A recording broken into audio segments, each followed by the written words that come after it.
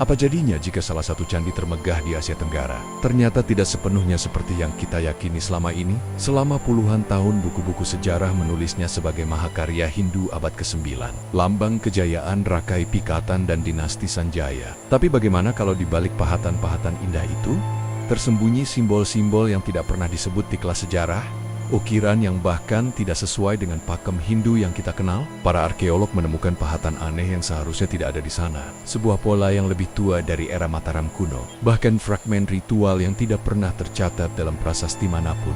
Jika benar apa yang mereka temukan, maka seluruh narasi yang kita pelajari di sekolah bisa runtuh. Bisa jadi Prambanan, bukan hanya kuil Hindu, melainkan lapisan terakhir dari sebuah peradaban misterius yang sengaja dihapus dari ingatan kita. Pertanyaannya, siapa yang membangunnya, dan apa yang sengaja disembunyikan di balik megahnya candi ini? Di balik kemegahan Candi Prambanan yang menjulang anggun di hamparan tanah subur Yogyakarta, tersimpan misteri yang jarang diperbincangkan. Orang datang berbondong-bondong untuk mengagumi arsitektur megahnya, memotret relief-reliefnya yang menceritakan kisah Ramayana, dan terkagum-kagum pada kemampuan nenek moyang kita membangun sesuatu yang begitu rumit di abad ke-9. Namun, jika kamu memperhatikan lebih dalam, menyusuri lorong-lorong sempit dan dinding-dinding batu yang dipenuhi ukiran, kamu akan menemukan sesuatu yang janggal. Ada panel-panel relief yang kosong, bidang-bidang batu yang rata tanpa ukiran, dan potongan-potongan cerita yang seakan sengaja dihapus. Pertanyaannya, siapa yang menghapusnya? Dan yang lebih penting, kenapa bagian itu hilang dari kisah yang seharusnya utuh? Relief-relief Prambanan sebenarnya adalah karya seni sekaligus buku cerita. Setiap panel adalah halaman yang menyambung cerita berikutnya. Kisah Ramayana yang terukir di sana bukan hanya sekadar dekorasi. Itu adalah doa, simbol, dan identitas spiritual sebuah kerajaan. Namun ketika para arkeolog pertama kali memulai pemugaran pada awal abad ke-20, mereka menemukan bahwa tidak semua panel itu masih ada. Ada bagian yang sudah hancur karena erosi waktu, ada yang tertimbun reruntuhan karena gempa dan letusan Merapi, tetapi ada juga panel yang seperti sengaja dipahat rata. Permukaannya tidak menunjukkan tanda-tanda alami terkikis, melainkan seperti bekas pahat kasar yang menyingkirkan ukiran asli. Dan disitulah misteri bermula. Mengapa seseorang, entah itu di masa lalu atau di masa kolonial, ingin menghapus sebagian kisah suci yang sudah tertanam di dinding candi selama berabad-abad? Beberapa sejarawan berpendapat bahwa sebagian panel hilang karena proses restorasi yang dilakukan pada masa kolonial Belanda. Saat itu, banyak batu dari reruntuhan candi digunakan ulang untuk bangunan lain atau dijual sebagai hiasan taman oleh pejabat kolonial yang tidak memahami nilai sakralnya. Ada catatan bahwa beberapa relief Prambanan berpindah tangan ke kolektor pribadi di Eropa. Namun yang membuat para peneliti bingung adalah ada bagian-bagian yang dihapus bukan karena dipindah, tetapi karena diduga mengandung simbol-simbol yang dianggap kontroversial. Dalam laporan ekskavasi tahun 1920-an, disebutkan bahwa beberapa panel memiliki motif yang tidak sesuai dengan gaya Hindu Jawa, melainkan pola lokal yang menyerupai ikonografi animisme Nusantara. Apakah panel-panel ini dianggap mengganggu narasi Hindu yang ingin ditegakkan oleh penguasa masa itu? Apakah ada upaya untuk membersihkan candi dari simbol-simbol lokal yang tidak sesuai dengan ajaran resmi? Teori lain yang lebih berani menyebutkan bahwa panel-panel yang dihapus itu mengandung simbol-simbol ajaran rahasia, yang mungkin merupakan campuran dari pengetahuan lokal dan spiritualitas yang lebih tua dari Hindu. Ingat bahwa sebelum Prambanan berdiri, tanah Jawa sudah dihuni oleh peradaban yang memiliki keyakinan sendiri, menyembah roh leluhur, pohon suci, dan kekuatan alam. Ketika Hindu masuk, percampuran budaya pun terjadi. Bisa jadi, para seniman candi menyelipkan simbol-simbol lokal ke dalam relief Ramayana sebagai bentuk penghormatan kepada leluhur. Tetapi seiring berjalannya waktu, terutama ketika pengaruh kerajaan berganti atau ketika agama resmi berubah, simbol-simbol ini dianggap tidak pantas.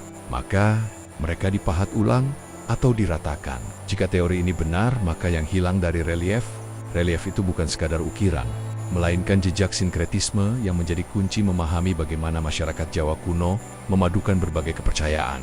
Namun misteri tidak berhenti di sana. Beberapa pengunjung melaporkan bahwa di sudut-sudut tertentu, terutama di Candi Perwara yang jarang dijamah wisatawan, masih ada relief yang sepertinya belum sepenuhnya dihapus. Ukiran samar-samar masih terlihat, seperti wajah makhluk yang bukan manusia, pola-pola geometris yang tidak ada dalam kitab Ramayana, dan bahkan simbol yang menyerupai matahari dengan 8 sinar ikon yang lebih sering ditemukan pada peradaban Austronesia kuno daripada Hindu India.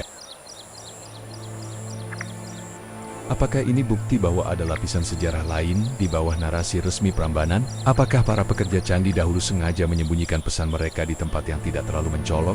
Berharap suatu hari generasi masa depan akan menemukannya? Kecurigaan bertambah kuat ketika ditemukan arsip kolonial yang mencatat adanya penghapusan simbol-simbol yang dianggap tidak sesuai dengan ajaran resmi pemerintah Hindia Belanda. Mereka takut simbol-simbol itu bisa membangkitkan semangat perlawanan atau memicu gerakan kebatinan yang dianggap mengganggu ketertiban. Ada laporan bahwa beberapa panel dihapus pada awal abad ke-20 untuk menghilangkan jejak ajaran lama. Jika benar, maka kita harus bertanya, berapa banyak sejarah yang sengaja dihapus untuk kepentingan politik atau ideologi tertentu? Dan jika kita berjalan di lorong Prambanan hari ini, apakah kita hanya melihat separuh dari kebenaran?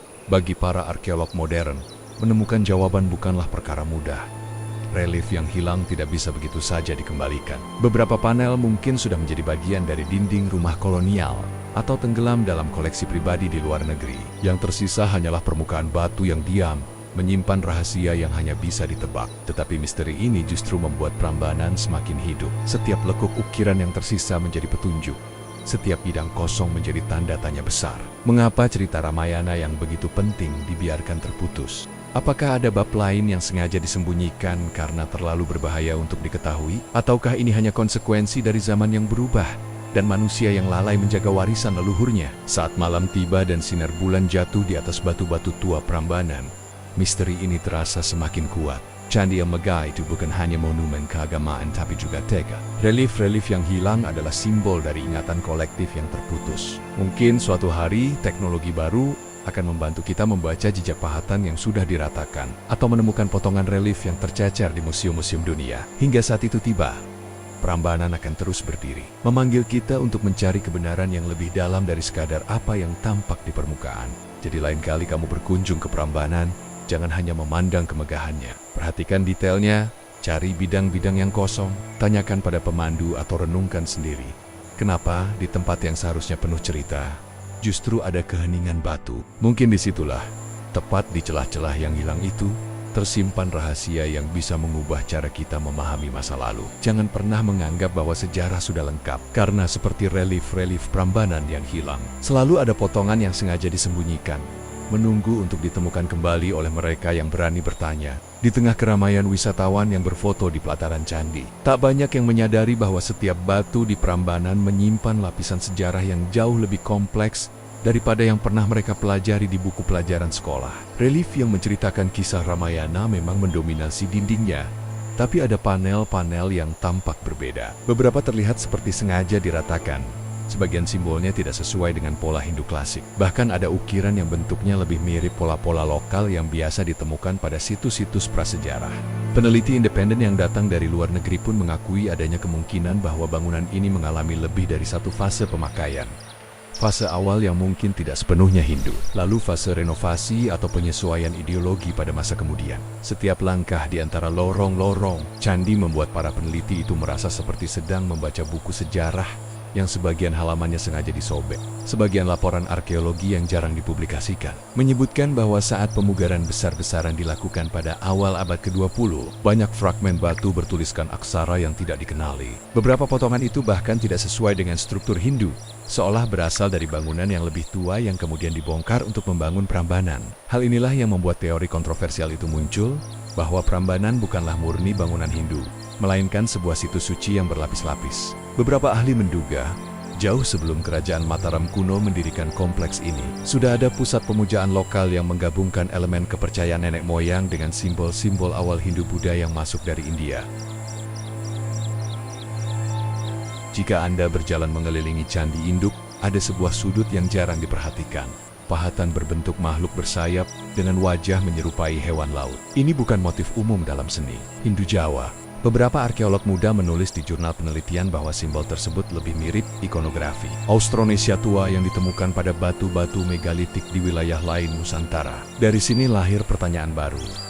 Apakah Prambanan dibangun di atas pondasi spiritual yang jauh lebih tua? Jika ya, mengapa bukti-bukti itu tidak pernah diangkat dalam narasi resmi? Di balik keindahan stupa dan lorongnya yang simetris, mungkin tersimpan sejarah konflik ideologi, pergantian kepercayaan, dan penyatuan budaya yang lebih rumit daripada yang diajarkan di sekolah. Lama-kelamaan, perdebatan ini semakin hangat, karena beberapa foto lama memperlihatkan panel-panel relief yang kini sudah hilang atau tertutup. Ada spekulasi bahwa sebagian simbol dianggap tidak sesuai dengan ajaran resmi dan sengaja disingkirkan. Bahkan seorang sejarawan Indonesia pernah menulis dalam catatan pribadinya bahwa ketika ia mencoba mendokumentasikan simbol-simbol aneh itu pada tahun 1980-an, beberapa batu sudah dipindahkan tanpa catatan publik. Ketika ditanya kepada pihak yang berwenang, jawabannya selalu samar. Itu bagian dari pemugaran. Namun tidak ada data terbuka yang dapat diakses untuk memverifikasi. Kebenaran menjadi sesuatu yang tersembunyi di balik lapisan batu, di antara cerita rakyat dan politik sejarah. Seiring waktu, diskusi tentang identitas asli Prambanan pun merambah ke dunia maya. Video-video amatir yang mengulas simbol-simbol asing itu mulai bermunculan, mengundang jutaan penonton yang penasaran. Banyak yang bertanya, apakah mungkin Prambanan sebenarnya adalah hasil karya peradaban lokal yang kemudian diambil alih dan diberi identitas Hindu? Apakah mungkin sejarah yang kita anggap sudah pasti ternyata hanyalah potongan kecil dari sebuah mozaik besar yang sengaja dirapikan untuk kepentingan tertentu? Setiap retakan batu di Prambanan kini seperti berbisik, mengajak siapapun yang mendengarnya untuk tidak hanya melihat, tetapi juga mempertanyakan. Dan disinilah letak keajaiban sekaligus misterinya.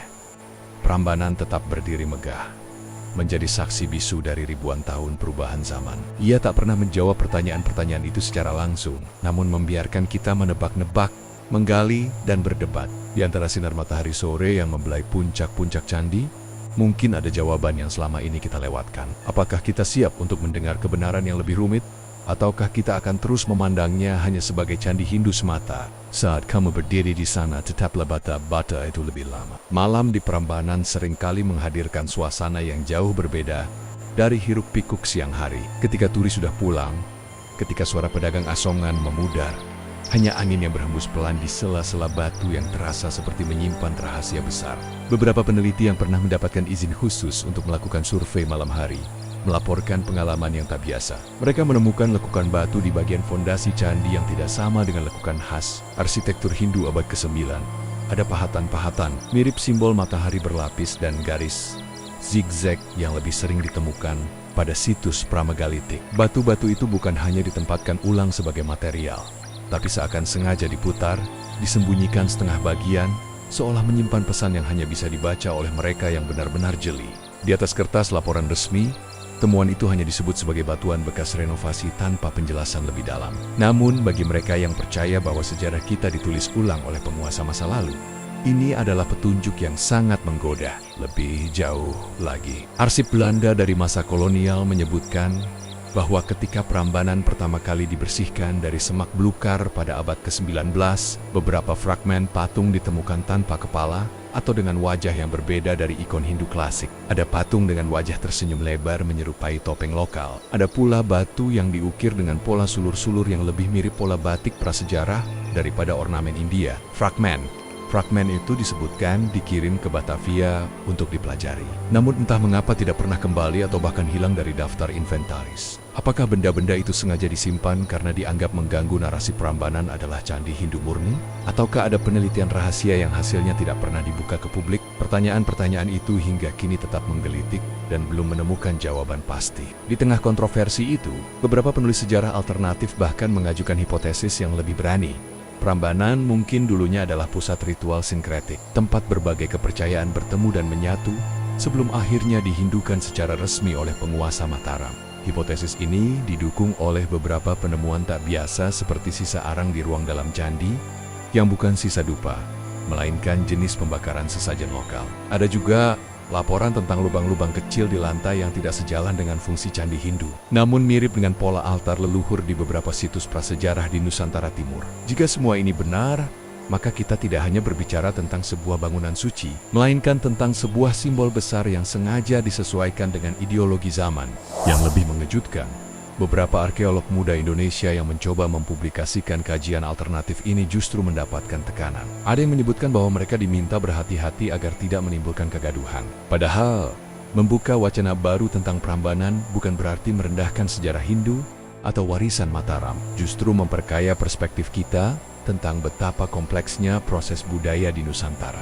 Dalam diskusi-diskusi daring, banyak orang bertanya, mengapa kita harus takut pada kebenaran? Mengapa kita harus menutup kemungkinan bahwa Prambanan adalah warisan campuran bukan satu identitas tunggal. Setiap retakan di dinding candi seolah berbisik, meminta kita untuk lebih berani bertanya. Dan ketika semua pertanyaan itu berputar di kepala, langit senja di atas Prambanan perlahan berubah oranye kemerahan. Burung-burung kembali ke sarang, dan suara azan dari kejauhan bercampur dengan desir angin yang melewati celah-celah candi. Di sana, di hadapan batu-batu purba yang telah menyaksikan ratusan generasi, kita dihadapkan pada pilihan, tetap menerima narasi lama apa adanya, atau mulai menggali lebih dalam dan menghadapi fakta bahwa sejarah tidak pernah sesederhana yang kita kira. Dengan segala misteri dan simbol anehnya, bukan hanya monumen, ia adalah teka-teki besar tentang siapa kita dan bagaimana identitas kita dibentuk, kadang dengan kadang dengan menyembunyikan, tapi selalu meninggalkan jejak bagi mereka yang mau mencari. Semakin dalam para peneliti menggali literatur dan lapangan, semakin aneh benang merah yang muncul. Beberapa laporan ekskavasi lama menyebutkan keberadaan saluran air purba yang melintas di bawah kompleks utama Prambanan, sebuah struktur yang lebih tua dari fondasi candi yang tampak hari ini. Saluran itu bukan sekadar parit, ukurannya terlalu besar, dan dindingnya dilapisi batu andesit yang dipahat halus. Berbeda dari teknik bangunan abad ke-9, tim survei geologi pernah mendeteksi anomali ini lewat pemindaian geolistrik, namun publik tidak banyak mendengar kelanjutannya.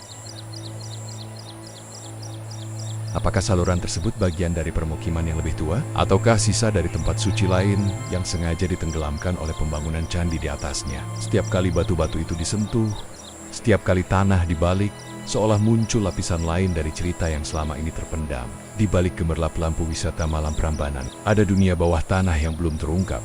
Dan setiap detailnya mengundang tanda tanya lebih besar tentang masa lalu kita. Sementara itu, di ruang arsip beberapa universitas, foto-foto lama Prambanan dari awal abad ke-20 memperlihatkan sesuatu yang jarang dibicarakan. Di antara puing-puing candi kala itu terdapat fragmen batu dengan simbol spiral bertumpuk dan motif fauna yang tidak dikenal dalam ikonografi Hindu klasik. Fragmen itu kemudian raib atau disimpan tanpa keterangan di gudang-gudang museum. Beberapa peneliti independen menduga fragmen tersebut adalah bukti pengaruh budaya lokal yang lebih tua. Mungkin berasal dari masa ketika kepercayaan nenek moyang Nusantara belum tersentuh Hindu-Buddha. Jika benar, maka Prambanan berdiri bukan hanya sebagai monumen satu budaya, melainkan persimpangan tempat banyak tradisi bertemu dan saling mempengaruhi. Hal inilah yang memunculkan dugaan kontroversial. Bisa jadi candi-candi di Jawa, termasuk Prambanan, adalah hasil proses panjang penyerapan budaya, bukan bangunan yang lahir dari satu ajaran tunggal. Polemik makin panas ketika laporan tak resmi dari beberapa pekerja restorasi menyebut bahwa ada batu-batu dengan pahatan yang sengaja dipasang menghadap ke dalam dinding.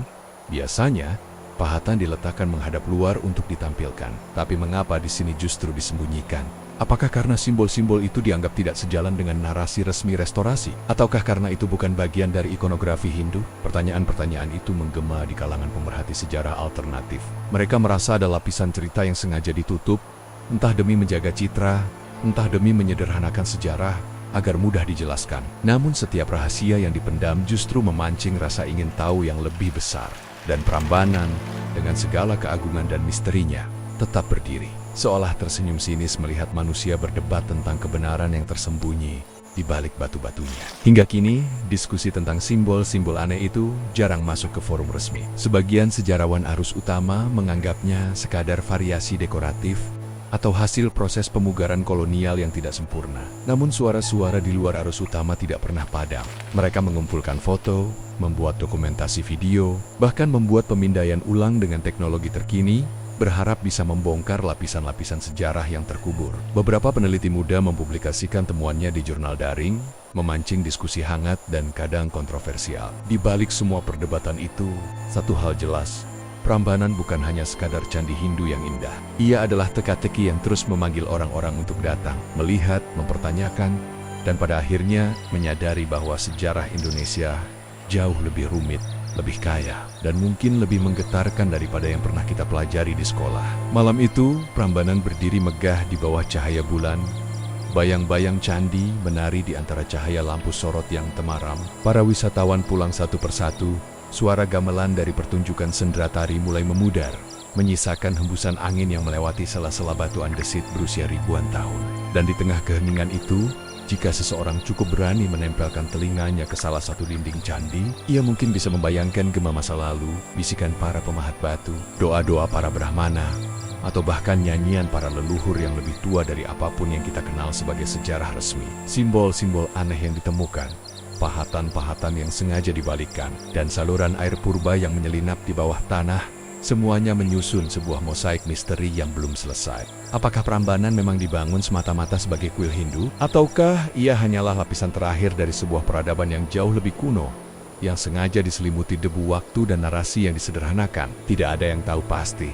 Tapi setiap retakan batu dan setiap fragmen yang ditemukan diam-diam memanggil kita untuk terus menggali, terus bertanya, dan terus mencari kebenaran di balik mitos yang diajarkan. Kini, pertanyaannya bukan lagi apa yang ditemukan para arkeolog, tapi apakah kita sebagai generasi penerus berani menghadapi fakta bahwa sejarah kita mungkin tidak sehitam putih yang kita kira. Jika simbol-simbol itu memang berasal dari sebuah ajaran yang lebih tua, maka Prambanan bukan hanya monumen untuk satu agama atau satu masa, melainkan sebuah arsip raksasa tentang pertemuan budaya, peradaban, dan keyakinan yang saling bertumpuk selama berabad-abad. Itulah yang membuatnya begitu menggugah sekaligus kontroversial. Karena untuk mengakuinya, berarti kita harus siap merombak buku-buku sejarah, mengganti cerita-cerita yang kita anggap pasti, dan membuka diri pada kemungkinan bahwa leluhur kita memiliki kedalaman spiritual dan teknologi yang belum sepenuhnya kita pahami. Dan bukankah itu esensi dari mencari kebenaran, menghadapi yang tidak nyaman demi menemukan jati diri yang lebih utuh? Malam itu, Prambanan berdiri megah di bawah cahaya bulan. Bayang-bayang candi menari di antara cahaya lampu sorot yang temaram. Para wisatawan pulang satu persatu. Suara gamelan dari pertunjukan sendera tari mulai memudar, menyisakan hembusan angin yang melewati sela-sela batu andesit berusia ribuan tahun.